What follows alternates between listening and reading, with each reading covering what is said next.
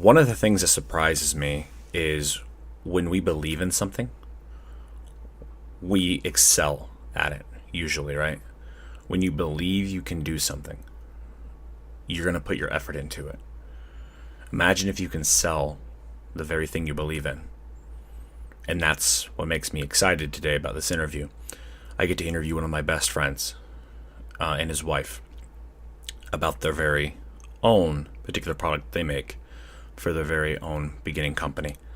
And they will be making great things for years to come because they believe in it, because they want to do it, because they have the effort, the tenacity, and all that jazz. So sit back, relax, listen to a couple nerds talk. Cue that intro.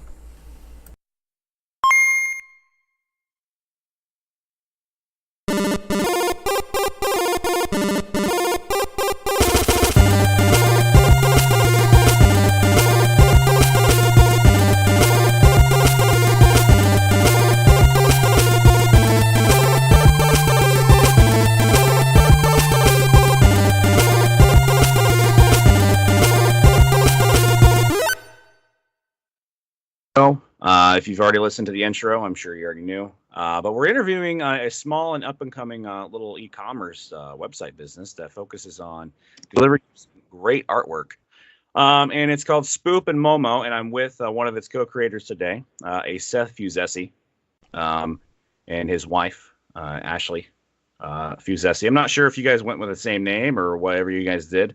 These guys I've known for a really, really long time. And I think it's really cool what they're doing. So, Seth, I'm gonna hand the reins over to you for a second. Tell us a little bit about you guys and how you guys came to be in this particular project. Okay. For a long time, we've been really tired of doing the whole 9-to-5 grind, so to speak. The very traditional way of, making money. We're just tired of working. We're tired of doing things that we have to do. It just doesn't fulfill us at all. So Ashley and I take what we enjoy, such as our video game and pop culture love, and we wanted to make something to share for everybody to have, whether that be maybe something on your desk or maybe just a hair clip or an accessory, something like that. Something fun that we can all, as a community, love and be around, especially towards conventions and such. So Ashley had the fine idea to start doing the melted perler beads, which she has been doing since about 2017 now. 14. She's been doing it since 14. I started in 17. Excuse me on that. And we've done we have a website that we work on and also on Etsy. We currently make we can make pretty much anything. We do portraits. We do or framed perlers, I should say. Office decor, anything really. We also have a Cricut that we use. With earrings and stuff.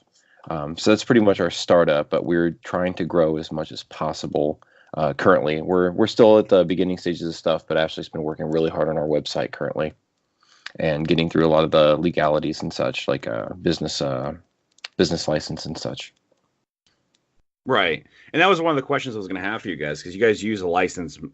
A lot of what you have on the website already is licensed merch, correct? It's licensed through, for example, if I have something from a Pokeball, right? Are you trying to get that licensing, or how does that exactly work? Just a business license itself. We don't have licensing from actual corporations. But that's okay though, because you guys are making it. Right? Exactly. What we like to do is fan art. We like to, really appreciate what the community is and show our love on our side by just making stuff that we like. Yep. There's no rhyme or reason to it. We just want to do something to have fun with. We enjoy these little characters that we make, all the little shapes and sizes and coasters and what have you. We can do. We really enjoy making them. It's the fun, and then meeting new people that love our product too and love the things that we make. We all experience this love of the fandom. Yeah. So you guys have set up an online shop, and if for those of you that don't know, it's spoopandmomo.com. Yes. I will leave a link to that in the podcast description. You guys need to check that out. And you guys are adding more and more to that. Every time I look at it, there's always one or two new things. And I know that you guys are hard at work when it comes to that. Like you said, you want to grow your business. So the one like so you guys did a table at a event, correct? Yes. Or at a local event. How did that go for you guys? First, I want to say it was at Fremont Market down there. It's in Seattle. It's like a little local area that have a festival or a market every Sunday. Thank you. Kind of like what you would experience at the Cover Bridge Festival back home in Indiana, if you're very familiar with that. Yeah. But they do it once every Sunday, and we went to that twice. You can do 2 times allotted in a year without signing up for it, and it went really, really well. Actually, the first Sunday, it was we were just up in the air about what we were going to expect, and we turned out a little bit of business there. You know, it was a big win for us, a victory, like a big, oh, this is exciting. Then we went the next Sunday, and it was really bright and sunny, and we killed it. Everybody seemed to love our product, and we were really excited about that. Tell me about the and I'm going to call it that first sell high, right? Yeah. So you guys have created something, and we've all created something before, right? But tell me about that feeling you get, or tell me about your first actual sale, like in person, like. How was that? When you see a bunch of people coming in the thing and be like, oh, you hear talking amongst themselves. You're like, oh, this is so cool. Oh, look at that. You see that character? They get all excited about it. And then they come like, man, I've got to take 2 of these. And then they'll buy it. And then it's just like, wow, we actually made this kind of feeling. And you get you get that euphoric sense of of accomplishment. Like you did something, somebody actually liked something that you created and wanted to purchase it. It's a different feeling. It's a feeling I've never really felt. Like, of course, doing stupid retail jobs, you don't get that satisfaction. It's not your product. But when you do something from the heart, it means a lot more, It's one of those things where I always tell people is when you believe in something, it is naturally easy to sell something. It is when you wholeheartedly believe in it, because you don't have to pitch your product to anybody, do you? You have to pitch it. No, nope. Nor do we want let to it sit there. Exactly.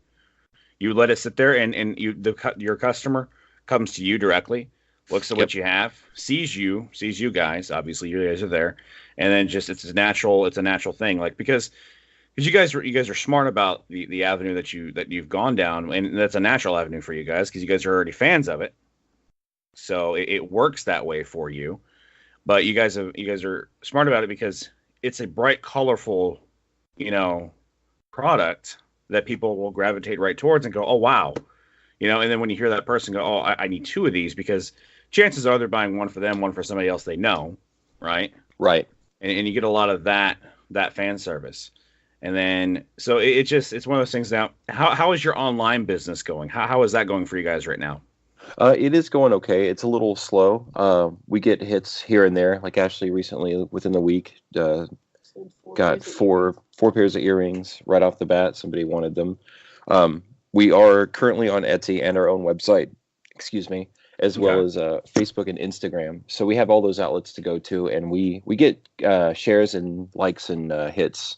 Not too regularly, but at least like once or twice a day, which is pretty confident for us. Like it's exciting to see, somebody checking it out once in a while every day. We definitely had a lot more energy and enthusiasm about it when we were doing the market, which is what we primarily wanted to do. But we figured having the website to augment with that, like going to some conventions that we plan on doing, is really going to help with those sales or help with people just checking us out in general. Right. And that's 100% agreeable. And to that, you have to have an online presence these days, especially for what you guys do. So we're gonna talk about that online presence. How difficult is it to accept a custom order and get it ready in time? It isn't too difficult. Typically, we can look at something and kind of find some relevance into what we've already done. So it's really easy to find what somebody wants customized and just produce it. Like I said, we have a lot of different tools like a Cricut, and we have a lot of different types of vinyls and materials that we can use depending on their needs. Like if they need a shirt, or if they want just a simple perler design or a coaster design or just something for their office, it doesn't matter. It's pretty simple for us. Okay. So what is what do you think, what's the hardest thing you guys had to make so far though? The hardest thing that we've had to make, I'd say, when Ashley did a giant framed version of Star Wolf and Star Fox for someone that we knew.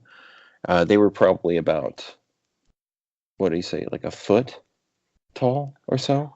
Oh wow. A little bit over. Yeah, a It was little like over a 16 foot, inches. 16 inches by maybe 8 or so inches, maybe. I don't enjoy doing the big ones. Yeah, the big one. It was pretty difficult, but I think Ashley, It's just time. yeah, had a lot of fun words to say with that one. But she finally got them done, and they looked amazing. Like I work most of the time, so she's really involved with hands-on on the customers, and I try to dip in when I can. Right. But yeah, that was it was a beautiful piece too. Like the Star Wolf and Star Fox, the guy has them currently on his wall facing each other, and it's a pretty nice setup. Well, that's pretty cool. Yeah. Now, are you guys using? So, one thing that I always tell like anybody that I ever help, when it comes to a business or anything like that, are you using testimonials from your customers on your website right now? Not yet. We haven't had too much of I'd say of a knowing to get a lot of comments. We do get some comments on Etsy and some likes and shares, and people really enjoying our products. But as far as that goes, it's hard to get organic traffic, really. Right. And I hear you on that 100%. It is very tough to get organic traffic sometimes, and like to the point where you feel like you don't have to pay for it, because like anybody could take out a Facebook ad, and I'm sure you guys already know that, where Facebook is always telling you, hey, $30, boost your post. Yep. Here you go, Instagram, $15. But you don't necessarily have to do that because you guys want to get over organically. Yep, exactly. And I completely understand. And I think that's extremely important because you don't want to feel like you're forced into exactly. that. It's all about fun. It's all about just making something that we love. We want to stay away from being, anybody's typical brand name or some sensation. Right. We just want to do this because we want to share our love for a community. Yeah, that's 100, and that's awesome because you guys have found your niche. You guys have found that one thing that you guys like doing, and that's the thing too. Is so. Let me ask you this: if I were to order, let's just say I ordered 15 of a particular item from you guys, right? Mm-hmm. And like eventually you're going to have to scale this business. But I put in 15. Ashley's going to make the 15, or if she's going to make 8, you're going to make 7, right? Yeah. But somebody else puts an order in for 30. What happens the moment where you actually start getting more of these orders in? What's going to happen? What's going to happen is we're just going to kick it into overtime. Do whatever we can to meet these orders, or at least put it in within a timely manner. Contact and communications, that's key, of course. Yeah. We're going to try and send out a length of time for anybody, if say depending on how big the order is. I want them to be assured that, we're definitely going to get to them as soon as possible, but it shouldn't be an issue. We'll just kick it into overtime and work on it. We can get things done pretty quickly for ourselves. Yeah, we just want to make people happy. And that's good. And that, at the end of the day, that's essentially what we all do, why we do what we do. And that's what's really cool. So you guys have the website, and I'm going to put the Etsy one in the description as well. And okay, the one thing, yeah, no problem. And so what's a good way to ask this? So do you guys have like any competitors that you've never noticed or anything like that? Or is there other people doing this? It's a huge thing on Instagram. You'll see all kinds of people. Like I follow a bunch because like I didn't know it was a thing until I started Instagram, and I was like, oh man, I guess this is a thing that people want, Right. So, and then I'm going to ask that question because this is a question that you guys, this is your chance to answer that question. Why go with you versus somebody else? Why go with us? Well, for one, we are, we're not into the whole branding sort of scene. Like, even though we technically have a brand and a website, we're not really all about getting this huge outlet of fame. Like, we're here for the fun, and we're here to just, make a few odd ends, dollars out of this, and maybe start something small. We feel like we are also very genuine and very, just two people who just love this kind of idea and want to roll with it. Like, we're very authentic. We're actual gamers. Yeah, who know what we're making. Exactly. We're not just like producing it just because we know it will sell. Exactly. This isn't some game to, work from home scheme or some kind. Like, we just do this just to have fun and enjoy it. Honestly, it's a bonus is just getting the money, if that. And to me, that's really awesome. And to me, like right there, so you guys know I'm a gamer, okay? Yeah. But when I hear, or when I see something that somebody makes, I don't know what it is about me, but I can tell the difference between something that somebody who hasn't played a game, what they're making, versus somebody that has played a game. Whether it's that person that has played the game is putting them in a particular pose that I've seen it before, where you don't see it on a box art, or you don't see it in like, because everybody knows the Mario pose where he's sitting there with his hands crossed, right? Everybody knows that pose, or everybody knows that first level pose. But there's some things I see on your guys' site that you've done with particular characters that I can tell that's not just their main pose. You know what I mean? Right. And I know what she's talking about when it comes to with Etsy, with Pinterest and things like that, where people have put, and you got these people that do the crafts from home, and they go, oh, I normally do this, but I see that this is really popular here, so I'm going to go ahead and spread myself out and then do this over here. And the important thing is you guys are understanding that you guys have your niche. You guys have, look, this is who we service. We service people who are passionate about this product. We service people who are passionate about these particular ideas.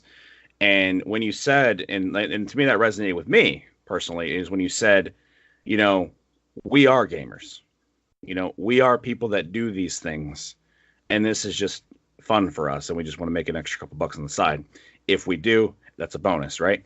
Exactly. And to me, that's so important, because a lot of people get lost. And I'm sure that if you follow other people on Etsy, sometimes, to me, sometimes they come across as extremely annoying, because no matter what, and I always try to get out of this, like, this gaming is still my thing, because I know everybody games. Like, even if you game on a mobile phone, you're still technically a gamer. Yeah. But this is like, you're still cutting into my territory. And gamers are very territorial people. This is mine. You can't touch it. Or, this is my console. You can't touch my console. And we're very territorial people. And there's a lot of people out there that are happy to hear that the people behind a product understand and have played that product before, or know what that actual product is. And like, if I were to ask you, hey, name me 10 Pokemon, you're going to not name me Pikachu. Yeah, exactly. You know what I mean? And that to me is extremely important. So let's go back to where you were talking about your growth and where you guys want to be. So you talked about going on tour or something like that, or what is your guys' next step? So you guys are setting up this online store. We understand that you're looking for more customers, and that's going to happen for you guys as long as you stay true and you stay patient for it. But what happens after you get a little bit of that success? Where is this going to go? Well, we are currently set up to do the Washington SummerCon going on June 15th and 16th, and that's going to be our technical first big gig. Opposed to the Fremont market, where we can actually be be in the area where our community would typically be. After that, we're hoping to get a lot more organic traffic on our websites and do the Fremont market very regularly, and hit up, and other, most definitely open other cons as well around the area, and eventually maybe touring the country and just going about different cons around there. That's a long game, but that's kind of our goal there. So is there an ad I can get for that con you guys are going to be at, so I can put the dates and everything in this, and I can advertise it for you guys? Yeah, we should be able to get some sort of a if you can a give link me to you. give me that, and then that way we can like sit there and share that to everybody, so that way that anybody who's going to be in that area can see it. And then what I want to do is, what were those dates you said? June 15th and 16th at the Washington SummerCon. All right. It's in Puyallup. It's in Puyallup, Washington? Puyallup, Washington, yes. Puyallup? Yeah, it's a weird name. You're going to have to send me some like reading material now. We definitely will. Yeah, because I want to talk to you guys after that show. And I want to know how it goes. Because now anybody who's listening, I've known Seth for a really, really long time. And Seth is a very passionate individual about things that he really likes. If he doesn't like it, he's going to let you know he doesn't like it and he'll just walk away. That's just how he is. But when he's passionate about what he likes, there's probably nobody I know better about getting you involved in that same thing. And he does it naturally. It's not something that it's been taught to him or anything like that. He's extremely passionate about it, but he's also got one of those inviting personalities. So I really want to see what Seth looks like when he's selling something that he's helped make or that he's really passionate about. And I want you guys to see it too.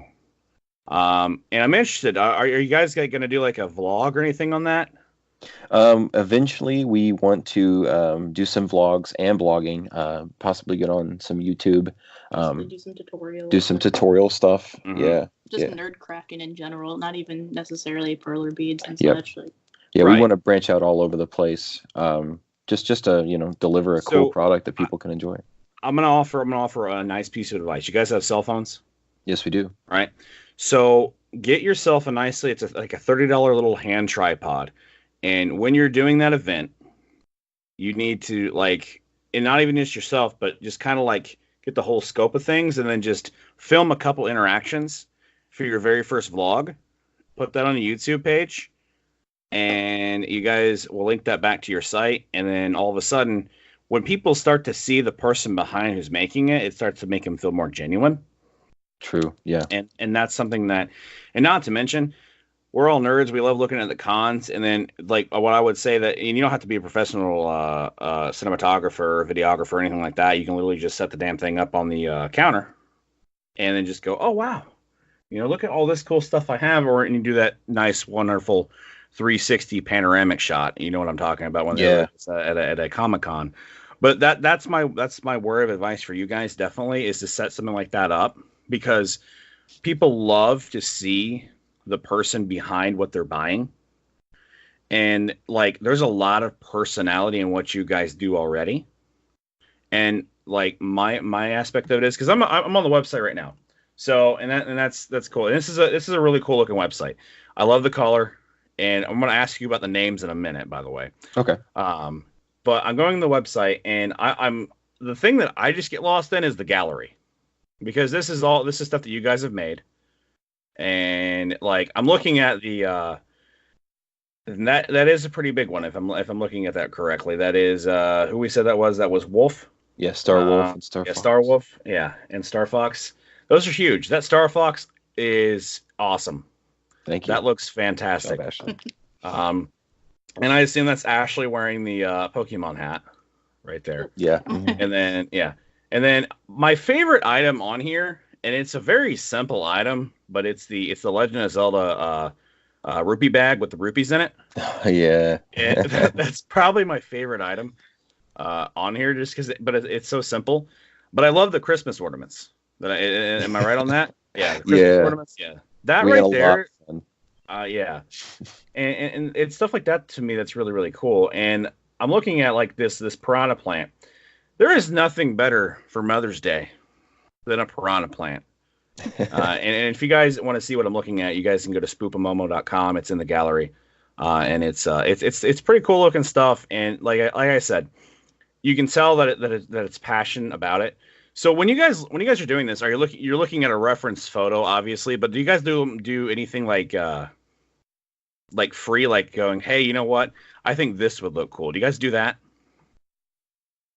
Or do you guys just do do you have an image already built in, or do you just kind of freelance some things if you think it's going to look better?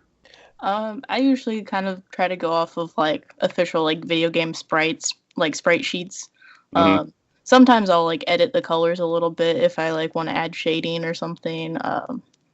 But yeah, it's usually pretty easy to just pull that up on Photoshop and make a grid out of it. Yeah, we'll also find an image of some kind, you'll see you talked about the very OG stance of, a very typical character. And we'll make one of those, and then we'll just augment our way from there. You can, once you get the systematics of it down, especially on a perler, it's easy to just kind of mix and match what he's either doing, or he or she's either doing the character, or standing, or looking at different applications. Instead of a 2D version, you can make a 3D version, which just kind of evolves over time, really, from a very specific character. And I also I purchased some like software to make my own pixel art. I'm learning, like, it's a process, but like I really want to start doing some original stuff as well. Right. And that's, and that's important. Hey, let me know the name of the software. Yeah, on my iPad it's called Pixaki. Pixaki, okay. I believe it's like $15 on the App Store. It's actually really nice. And then another popular one on like computer would be it's called Sprite. Okay. All right. So we're gonna get in now. After this show, I'm going to actually show you guys a couple different things where I think you're going to really appreciate it. Because you got a website, right? I'm looking at it right now. Yep. And this is your guys' website. Now, are you editing this on website? Is this you guys? It's me. Yeah. Ashley, so it's Ashley really hard on it. Mm-hmm. All right. So I'm going to give you a couple tips after this podcast is done. Not on the look at the website, because I love look at the website. It's simple and it's basic. I think the more simple and basic we make things, the easier it is to follow it. But I'm going to show you different things, and one of those things is called affiliate marketing. I'm not sure if you guys have dabbled into that yet. I've tried, but we just really didn't have enough traffic to do anything yet. Well, you're going to here in a minute. So we're gonna get that fixed, but that's after the show. But the question I have for you guys, I'm gonna ask about what Spoop is, but Momo, how did you get the nickname Momo? Honestly, I've had it for so long. I think it was because in my friend group in high school there were two Ashleys, and so they started calling us by our last names. And then eventually mine just got shortened to Mo, and then it became Momo. And, I like it. It's cute. It stuck. Yeah. And then, so that's simple, right? That's fine. Okay? Yeah. That's a fine one. And then I'm looking at this name called Spoop. So how does Spoop come into there? So that was around the time that, like, Spoopy became really popular on the internet for some reason around Halloween, Yeah. And we met a friend when we were working at Kroger, and for some reason she just decided that Seth was Spoopy, and then it just became Spoop, and he's weird. It works. Yeah. Just a weird Spoop man. He just wears it. He just wears it as a badge. Coming at you. Yeah. So, and like I said, and it's personable and it's things like that. So now, you guys said that you want to go across country and go to different cons and stuff like that, but it is the end of it just you just want to travel and see the world? Is that the goal, or? Yeah, really, our goal used to be just to travel the country, and then we thought maybe this would be a wonderful idea to go around and go to different conventions and meet, as many people as possible, and maybe have something come from this. It would be super cool. Yeah, like we want to travel, but we don't just like want to travel and do nothing, like we want to do something productive as well. Right. And it's a great way, and obviously this is a great way to meet people, obviously, and interact and everything like that. And that's the other thing too, is like, you would do this for free, wouldn't you? Yeah, most definitely. Yeah. If someone paid for all the supplies, hell yeah. Yeah. And that's the thing that's really cool to me is it's about that reaching out, and it's about that networking. So that also being said, do you guys have business cards and everything made? You guys are prepped and ready to go for that, or? Yeah, we have quite a few cards. We usually attach a lot of our cards to our products. We also can make stickers that we're planning on doing, and actually have like hard like actual cards to hand out to people. We have a few of those, but we mostly just stick all of our information on the front tags of our product. Yeah, like I've been putting stickers on them or something. Yeah, we'll like wrap it up and then put that over and then staple it together. So they kind of have our card in our packaging to begin with. Okay, that's awesome. And then I think my next question though is so you guys don't have like business training, do you? Nope, not at all. What? Right. Business training. And that's perfectly and that's perfectly fine. So, and that's the thing that I want listeners out there to understand is, like, if you have an idea about something and you want to do something, why don't you look at what you enjoy doing before you start looking at into another territory of something that you don't understand quite yet, just to try to make money. Exactly. If you're doing something you're passionate about, you're naturally going to reap some type of benefit. If it's monetary, hell yeah, that's a bonus. But Exactly. if it's something that you can sit there and go, and like I said, I don't know what it's like to make something physical and hand it to somebody, and then they give me money for that, because I work in retail too. I understand that none of these items I put effort into making sure. I put effort to make sure it goes on the shelf, or I make sure that it goes into your cart, goes into your car,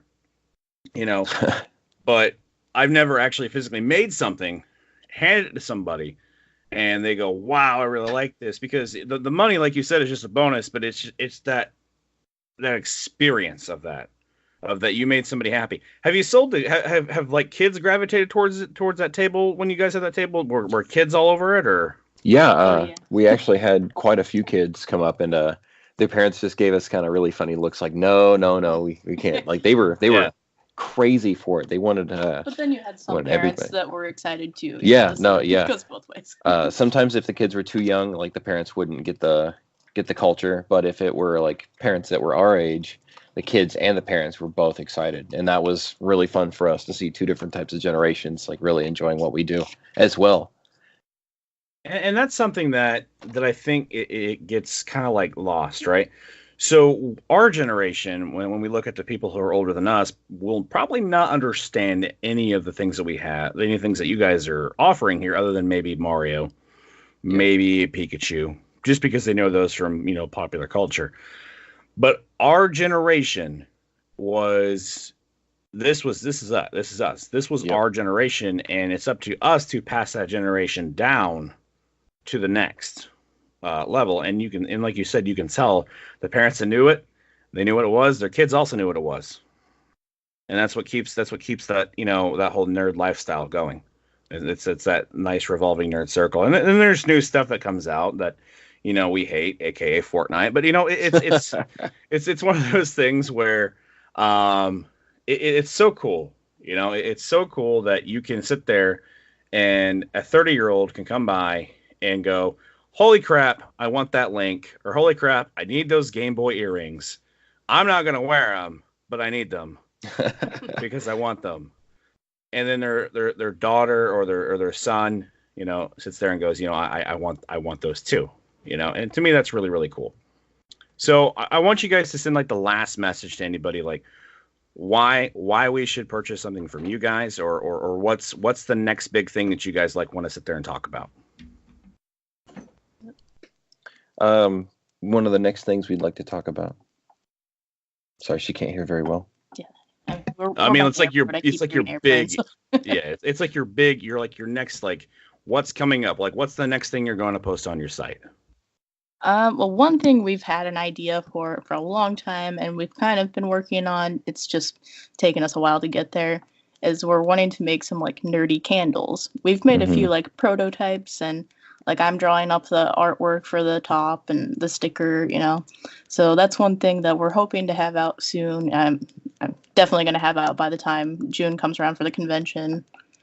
But yeah, basically combining the pixel art with making, home stuff like candles. Yeah, like I've always kind of liked the idea of, I'm a big incense fan. Like I love burning incense all the time. I think it smells great, and candles. Who doesn't? And yeah, exactly. Who doesn't like a nice smelling scented ambience in their house, And I was like, man, that would be awesome. I want it if it's bacon, like maple bacon. Like that's personally what I want. Oh. Yeah. I mean, we're definitely like she said, we're in prototype stage. I want to do all kinds of crazy flavors, as I like to call them, and different types. We typically are wanting to stick with like smaller candles, maybe geared towards specific characters or specific themes, and then have them scented towards that, like for peach, obviously, make it smell like peaches and cream kind of thing. Which we are trying to do in an all natural way as well. Completely vegan. Soy, Completely vegan candles is what we're trying to go for. But we're just still trying to work on the kinks on it. That's awesome, guys. Thank you for coming on the show today. I really appreciate you guys' time. Oh, yeah, absolutely. Anytime. And I want this, and this is episode technically 11 of the Millennial Nerds Podcast. And we're going to reference this episode to when you guys reach your next level of what you want to reach. And like I said, that will be after that convention. We're going to reference this episode, and we're going to make you listen to this episode again and you're going to see, how much you've learned and how much you've grown, or how much, is it still fun for you? You know what I mean? Yeah. And that's, to me, that's the key. But like I said, once again, I want to thank you guys. And if you want to check out their stuff, by all means do so. It's spoopandmomo.com, and there's an Etsy, spoopandmomo.com/Etsy. Am I right? Or go ahead and say it. It's etsy.com/spoopandmomo. But Yeah, you just Etsy.com/spoopandmomo. All right. The link and everything will be in the description when this podcast gets published. But yeah, thank you guys. I really appreciate you guys being on here. No, please, the pleasure was all ours. We had a blast doing this. Thank you for having us on. And guys, that's it. I wish the audio quality was better, but at the same time, if the message speaks, the message speaks. So thank you guys for listening, and stay tuned for more episodes. And if you want to be on the show, get a hold of me, millennialnerds@gmail.com, and pretty much find me on Instagram or whatever you're looking for. Let's create a culture of experts together. Let's create a culture of winning together. So thank you guys, and I hope you guys enjoyed this.